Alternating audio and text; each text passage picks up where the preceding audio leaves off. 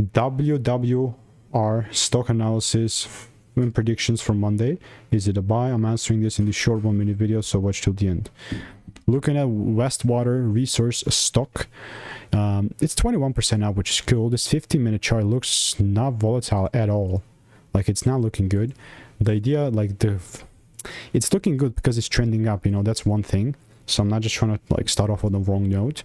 But if I go to the higher time frame chart, boom, this is where we are.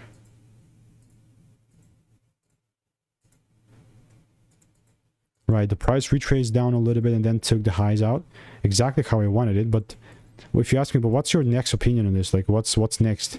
I have to say the same thing. These are my kind of my next targets, and what I'm not going to do is randomly buy.